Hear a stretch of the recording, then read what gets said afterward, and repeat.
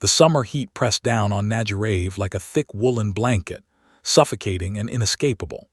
Julia Fezka stood in the doorway of her small house, watching the dust rise from the unpaved road as a farmer's cart rattled past.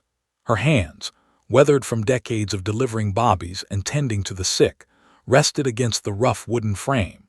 She was 53 years old in 1914, a midwife whose reputation extended far beyond this tiny village on the great Hungarian plain. Women trusted her. They came to her with their secrets, their fears, their bodies heavy with unwanted pregnancies or their hearts heavy with unwanted marriages. The Great War had not yet touched Nagyrév directly, but Julia could feel change coming like the electrical charge before a thunderstorm. Young men would leave soon, marching off to fight for an empire that had never done much for Hungarian peasants except tax them and conscript their sons. The women would be left behind, as women always were, to tend the fields and animals, to raise children alone, to wait and wonder if their husbands would return. Julia turned back into her house, her eyes adjusting to the dimness. On a shelf above her work table sat rows of glass bottles and ceramic jars, each carefully labeled in her precise handwriting. Herbs for inducing labor, tinctures for fever, powders for pain, and one small brown bottle pushed toward the back that contained something else entirely. She had learned about arsenic years ago from her cousin Zuzana, who had lived in a larger town where such things were discussed more openly. Arsenic was everywhere in rural Hungary, used to kill rats and preserve wood, to brighten colors in wallpaper and fabric. A little arsenic could cure syphilis, some doctors claimed. Too much would kill you, but slowly, mimicking the symptoms of gastric fever or cholera, diseases that swept through poor villages regularly enough that no one questioned another death. Julia had never used it on a person. Not yet. But she kept it, the way she kept certain other herbs that could end a pregnancy or ease someone past the pain of dying. Knowledge was power, and in a world that gave women so little power, she hoarded what she could. The knock came in late September, after the leaves had turned but before the first frost. Maria Shendi stood on Julia's doorstep, her face pale despite the cool evening air. She was 32, married to a man named Istvan who drank too much and hit too hard. Julia knew this because she had treated Maria's bruises, had seen the fear in her eyes. "He's getting worse," Maria said without preamble, stepping inside and closing the door behind her. "Yesterday he broke my rib, I could feel it crack."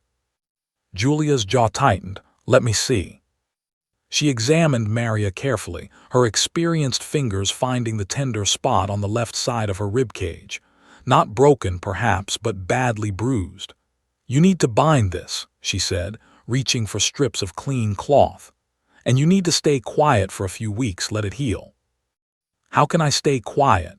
Maria's voice rose, then fell again to a whisper. "He expects his meals, his clothes washed, his conjugal rights. If I refuse him anything, he gets angry." Men like Istvan are always angry. Julia wound the cloth around Maria's torso, pulling it snug but not too tight. The anger lives in them like a sickness. "Then can you cure him?" The question hung in the air between them. Both women knew Maria wasn't asking for medicine to soothe Istvan's temper. Julia finished tying off the binding. "There are cures for many things," she said carefully. "Some illnesses respond to gentle treatment, others require stronger medicine." Maria's hands twisted together in her lap. "My cousin in Tissakuit, her husband was like Istvan, beat her, spent all their money on drink. Then he got sick, terrible stomach pains. He died in 3 weeks. She told me it was God's mercy." Perhaps it was. Julia returned to her shelf, her fingers touching the brown bottle. She had known this day would come eventually. In 15 years of midwifery, she had seen too much suffering, too many women trapped in marriages that were slow deaths anyway. The law offered them no escape.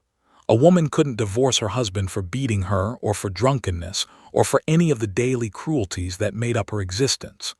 The church said marriage was sacred, eternal, binding until death.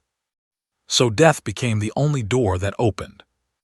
"There is a medicine," Julia said slowly, turning back to face Maria.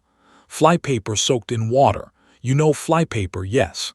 The kind we buy at the market to catch flies in summer. Maria nodded, her eyes wide and dark in the lamplight. The coating on the paper contains arsenic. If you soak the paper in water, the arsenic dissolves. A little of this water mixed in food or drink will make a man sick. Not too sick at first, just uncomfortable stomach pains. But over time, if the doses continue, the sickness gets worse. Julia paused, letting her words sink in. Do you understand what I'm telling you? Yes, the word was barely a whisper. This is not something done lightly. Once begun, it cannot be undone. And you must be very careful. Too much at once and it looks suspicious. But small amounts given regularly will seem like a natural illness. Gastric fever, the doctors will say, or cholera. They won't look too closely. They never do, not in villages like ours. Julia took down the brown bottle and poured a small amount of clear liquid into a vial. This is already prepared. 1 teaspoon in his evening soup or morning coffee. Every other day at first, then every day as he grows sicker. When he can no longer eat, you put it in water, just a few drops. Tell people he has stomach fever. Call for me when he's near the end, and I'll confirm it's a natural death. Maria took the vial with trembling hands. How long? 6 weeks, perhaps 8, maybe less if his heart is weak. You must be patient and you must be careful. Tell no one. Not your mother, not your sister, not your closest friend. This secret stays between us. And the payment? Julia waved her hand dismissively. You can pay me later when Istvan's property becomes yours. For now, just promise me you'll be careful. Maria left as quietly as she had come, the vial hidden in the pocket of her skirt. Julia stood in her doorway again, watching the darkness settle over Nagyrév. She felt no guilt, no moral weight pressing on her conscience.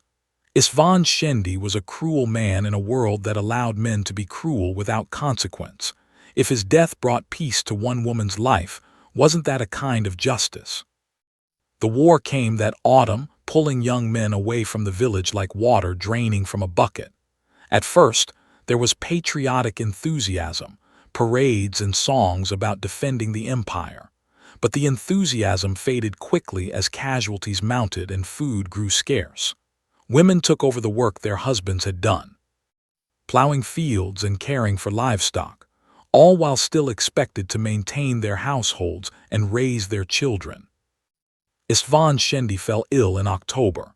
At first, people barely noticed. A man complaining of stomach pains was hardly unusual, especially with the poor diet everyone endured. But Istvan's condition worsened steadily. He couldn't keep food down, lost weight rapidly, his skin taking on a grayish pallor. Julia visited several times, nodding sympathetically as she examined him, pronouncing it a bad case of gastric fever. He died in late November and the village mourned him perfunctorily. He had been neither particularly liked nor disliked, just another man now gone to add to the war's mounting toll, though he died in his bed rather than in a trench. Maria wore black and accepted condolences with appropriate solemnity. Inside, Julia knew, she was rejoicing. The payment came in December, a generous portion of the money Istvan had saved, plus some of his stored grain. Maria also brought something else, another woman. Her name was Rosalia Sebastian and she was just 23, married to a man 40 years her senior who had treated her like a servant since their wedding day. Maria said you helped her, Rosalia said, her voice shaking, that you have medicine for husbands who are cruel. And so it began. Julia made the process systematic. She bought flypaper in bulk from traveling merchants, always from different sources so no one would notice the quantities. In her kitchen, she soaked the papers in large pots of water, then strained and bottled the liquid. The arsenic water was clear, tasteless, nearly odorless. It could be mixed into soup, coffee, palinka, wine, anything. She instructed each woman carefully. Start slow, be patient, maintain the appearance of a devoted wife caring for a sick husband. Through 1915 and 1916, half a dozen men in Nagyrév died of mysterious gastric illnesses. The local doctor, when he visited at all, attributed the deaths to the general hardship of wartime, poor nutrition, perhaps contaminated water. No one suspected murder. Why would they? Women were gentle creatures, nurturers, caregivers.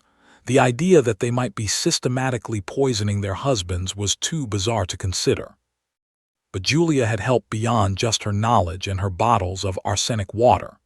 Zasana Faizkas, whom everyone called Auntie Susie, had returned to Nagyrév in 1911 after years of working as a nurse and midwife in larger towns. She was Julia's cousin, though they might as well have been sisters for how closely they worked together. Susie was younger, only 35 in 1916, but she had seen more of the world than most people in the village ever would. She had learned things in those larger towns, including which doctors could be bribed to overlook suspicious deaths, and which officials were too lazy or too corrupt to investigate properly. "You're taking risks," Susie told Julia one evening as they sat together preparing more arsenic water. 6 deaths in 2 years, all men, all the same symptoms. Someone might notice a pattern. "Who will notice?" Julia poured steaming water over a fresh stack of flypaper. "The doctor barely visits. The priest is more concerned with sermons than statistics. And the police," she laughed bitterly. "They're all at the front or too busy with black market enforcement to care about a few dead peasants. Still, we should be more careful, vary the symptoms somehow, the timing, and we need to be selective about who we help." Julia looked at her cousin sharply. "You think we should turn women away, let them go back to their beatings and their misery?" "I think we need to be smart about this. Some women can't be trusted to stay quiet. Some will crack under pressure or guilt or during confession. We need to choose carefully." It was good advice, and Julia knew it. She began screening women more thoroughly before agreeing to help them. She asked about their families, their friends, their relationship with the village priest. She looked for signs of weakness, of loose tongues or guilty consciences. Most importantly, she made sure each woman understood that secrecy was absolute. One word to anyone and they would all hang together. The war dragged on. Food shortages became critical. The influenza pandemic of 1918 swept through Hungary, killing thousands. In this context of widespread death and suffering, a few more deaths in a tiny village went completely unnoticed by authorities. Julia and Susie expanded their operation, helping women not just in Nagyrév but in neighboring villages. Word spread through whispered conversations at market stalls and church gatherings. Women learned to speak in code, to ask for medicine for difficult husbands, or auntie's special tea. Not all the victims were cruel husbands. Some were elderly parents whose children were tired of caring for them, who wanted their inheritances sooner rather than later. Some were young men whose mothers wanted to prevent them from marrying unsuitable girls. One woman poisoned her own son because he had gotten involved with criminals, and she feared he would bring shame on the family. The operation evolved beyond its original purpose of helping abused wives and became something darker, more mercenary. Julia charged for her services now, and the fees were substantial. A vial of arsenic water cost whatever the client could afford, which might be money, grain, livestock, or valuable household goods. She and Susie grew relatively wealthy by village standards. They bought better clothes, improved their homes, ate meat more often than their neighbors. People noticed but attributed their prosperity to their skills as midwives and healers. After all, babies were still being born, and sick people still needed care. By 1920, the war was over but had left Hungary devastated. The Treaty of Trianon carved up the old empire, leaving Hungary a fraction of its former size, economically ruined and politically unstable. Millions were unemployed, inflation was catastrophic, and the government was too weak and disorganized to maintain law and order in rural areas.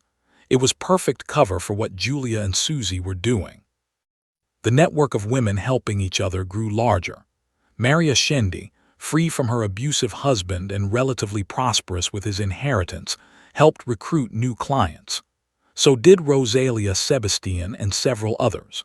They operated like an informal cooperative, these women who had discovered that poison could solve problems that society refused to address. But success bred carelessness. Some of the women grew bold, even arrogant. They spoke more openly than they should have, hinted at their secrets when drunk on wine, laughed at funerals with barely concealed relief.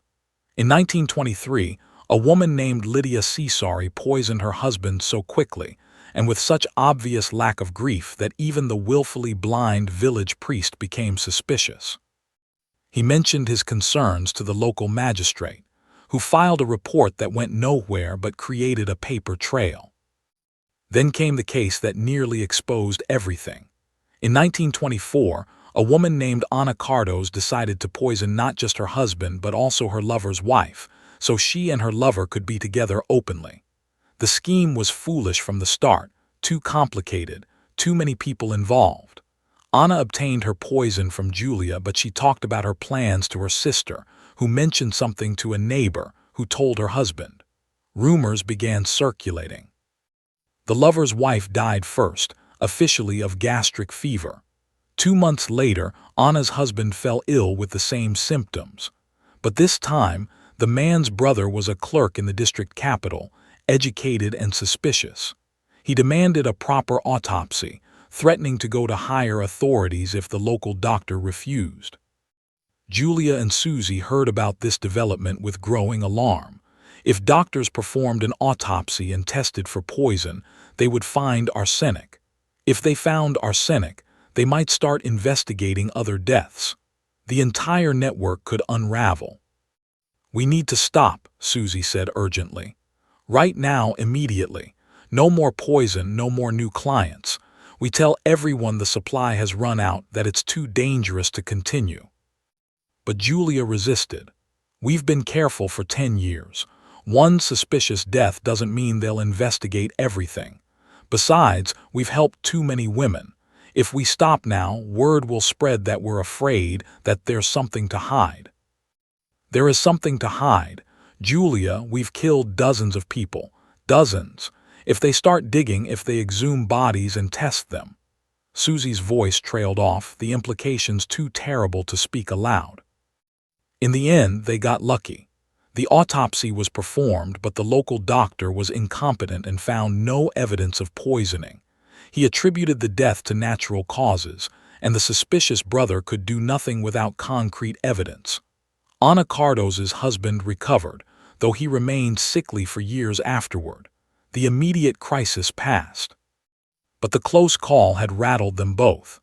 They agreed to be more selective, to refuse clients whose situations seemed too complicated or risky. They raised their prices, partly to fund their growing fear that they might need money for bribes or escape, partly to discourage casual inquiries. The operation continued through 1925, 1926, 1927. More men died, their deaths recorded as stomach fever, heart failure, or simply old age. The exact number of victims would never be known with certainty, but it was substantial. Some estimates would later suggest over 300 deaths across multiple villages, though that number seemed impossibly high. More conservative estimates put it at 50 to 100. The truth lay somewhere in between. What finally ended, it wasn't careful detective work or medical investigation, but simple human weakness. In 1929, a woman named Rosalia Cesath had helped Julia prepare arsenic water for another client. Rosalia herself had poisoned her husband years earlier and had become one of Julia's assistants, helping with the preparation and distribution of the poison. But Rosalia had a conscience that had grown heavier with each death, and she had begun drinking to quiet it. One night in July 1929, drunk and maudlin, Rosalia confessed everything to her adult son. She told him about her husband's murder, about Julia's operation, about the dozens of deaths over the years. The son, horrified and perhaps sensing an opportunity for moral righteousness that might distinguish him in the eyes of authorities, went to the police. The investigation that followed was chaotic and incomplete. Many potential witnesses were dead, records were poor or non-existent, and the local authorities were overwhelmed by the scope of what they were uncovering. But they exhumed dozens of bodies from the village cemetery. and forensic tests confirmed arsenic poisoning in case after case. The distinctive pattern was there in the bones and hair, evidence that couldn't be explained away as contaminated water or natural illness. Julia Fazekas was arrested in October 1929, along with Susie and more than 30 other women. The press seized on the story with lurid fascination. The Angel Makers of Nagyrév, they called them, a title that somehow made mass murder sound almost quaint, almost romantic. Newspapers ran sensational accounts of the poison ring, the women who had killed with arsenic and gotten away with it for 15 years. Julia was 68 by then, her hair white, her hands still steady despite her age. When the police came for her, she was in her kitchen, ironically enough preparing medicine for a pregnant woman's morning sickness. She didn't resist arrest, didn't even seem particularly surprised. They held her in a cell in the district capital while prosecutors assembled their case. The evidence was overwhelming: bottles of arsenic water in her home, testimony from multiple women who had purchased poison from her, the bodies with their elevated arsenic levels. She would hang, certainly. They might all hang. But Julia Fazekas never stood trial. On the morning she was to be transported to Budapest for formal proceedings, guards found her dead in her cell. She had poisoned herself, of course. She had kept one small vial hidden in the lining of her skirt, saved for exactly this eventuality. They found her lying peacefully on her cot, her weathered hands folded across her chest, her face showing no signs of the agonizing death that arsenic poisoning usually brought. Perhaps she had taken enough all at once to die quickly. Or perhaps years of small exposures while preparing her poison had built up some tolerance that made her passing easier. The trial proceeded without her. Susie and 8 other women were eventually convicted of murder. Some received death sentences that were later commuted to life imprisonment. Others got shorter terms. Many of the women who had purchased poison but hadn't been caught simply melted back into village life, their secrets safe because the dead couldn't testify and the living were too afraid to speak. The case captivated Hungary and much of Europe. Criminologists and sociologists descended on Nagyrév, trying to understand how such a thing could have happened. How could dozens of women in a small village participate in serial murder for 15 years without anyone noticing? How could a midwife become a mass murderer? What did it say about women, about marriage, about rural Hungarian society? Some observers blamed the war, arguing that the absence of men had created a lawless environment where women felt free to act on their worst impulses. Others pointed to poverty and lack of education, suggesting that these ignorant peasant women simply didn't understand the gravity of what they were doing. Religious commentators saw it as evidence of moral decay, the result of declining church attendance and weakening traditional values. But a few analysts came closer to the truth. They noted the complete lack of legal options available to women trapped in abusive marriages. They observed that domestic violence was so common as to be unremarkable, that women who complained were told to submit to their husbands as God and nature intended. They pointed out that the legal system offered women no protection and no escape, that divorce was nearly impossible, and separation meant losing one's children and social standing entirely. In this context, murder became a rational choice. Not a moral choice perhaps, but a rational one. If society offered you no legitimate way to escape suffering, you found illegitimate ways. If the law wouldn't protect you, you protected yourself. The case raised uncomfortable questions that Hungarian society wasn't ready to answer. It was easier to see Julia and her network as aberrations, as monsters, than to examine the social conditions that had created them.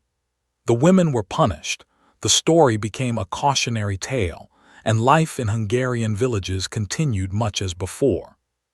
But something had changed, even if authorities didn't want to acknowledge it. Women in rural Hungary had discovered their own power, had learned that they weren't as helpless as they'd been taught to believe.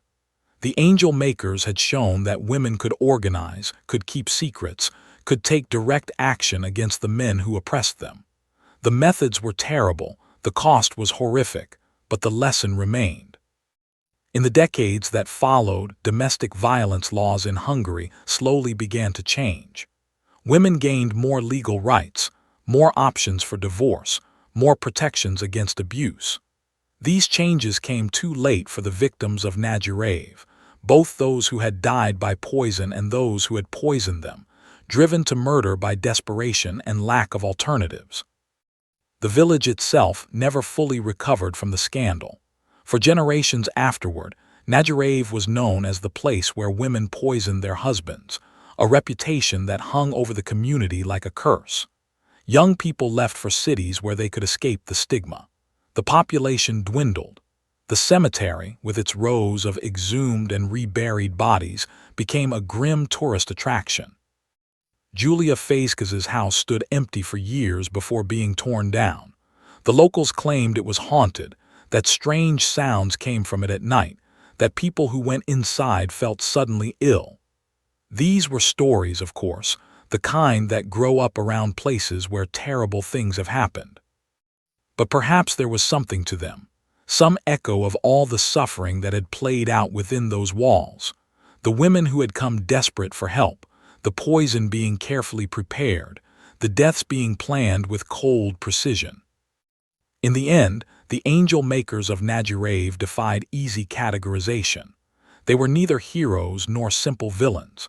They were women pushed to extremes by extreme circumstances, who found in each other the solidarity and support that society denied them. Their methods were monstrous, but they arose from a world that was itself monstrous to women.